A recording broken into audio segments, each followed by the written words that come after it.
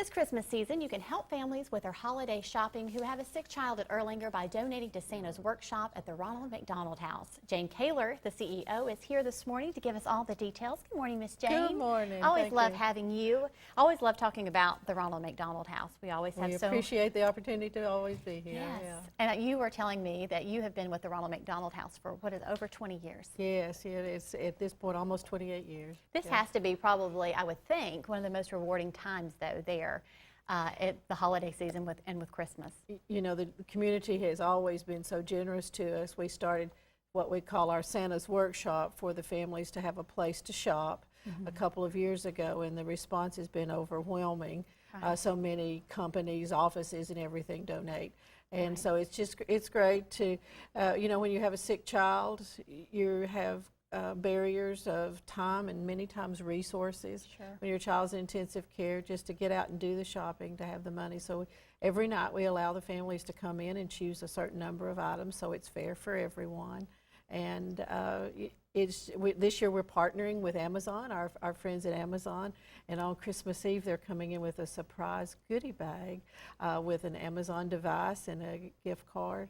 Wow. For every family that ends up spending Christmas at the Ronald McDonald House. That's and that wonderful. could be 28 families. Right. Well, and if you have other children that, you know, you need to think about, you still want to celebrate Christmas, you still need that, you know, special time with families. And you have your whole family, that, you know, just like everybody else is doing their shopping for all their family and friends.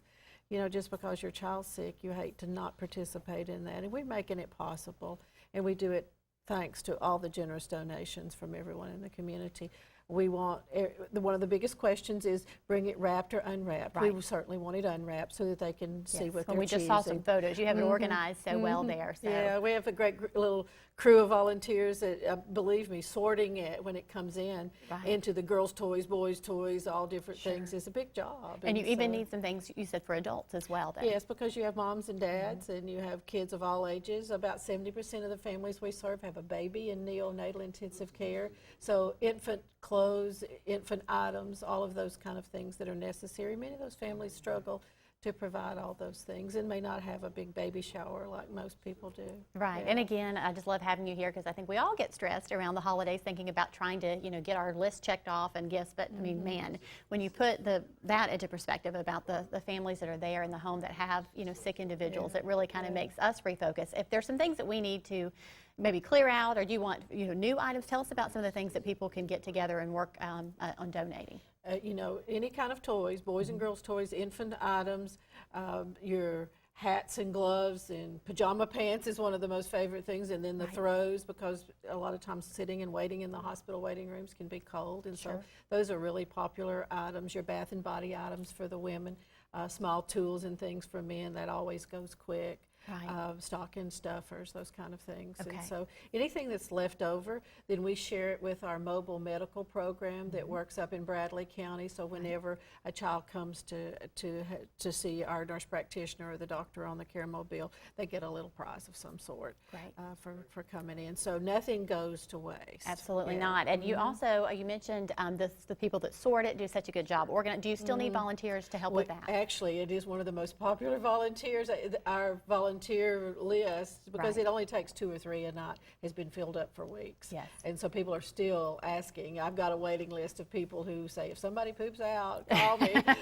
call me. So, you know, and thanks to Amazon, this is the first year Amazon has partnered with us. They provided a nice donation to the house, plus doing all these fun things on Christmas Eve for the families. Right, and those partners are so important. You've also partnered with Rock City. You've got a neat little thing that you're doing with them as well. Yes, I quickly for mention many years we have been the charity partner for the Enchanted Garden of Lights. Yes. So from every ticket that's sold during the Enchanted Garden of Lights season, we get $1, and that turns out to be a wonderful donation that goes into our operating funds. And then we've got one more event coming up at the end of the year, the Karen Lawrence Run for the RMHC. That happens on New Year's Eve. On New Year's Eve so there's every year. Definitely many opportunities to help and volunteer. The Santa's Workshop does begin on December 11th and goes through the 24th. And you can find out these details, even about the Rock City event that we mentioned and the race, of course, at their website, rmhchattanooga.com. Thank you so much. Always a pleasure, Jane, to have you here. Thank you so much for bringing these details this morning. Thank you so much for having me. And we'll be right back.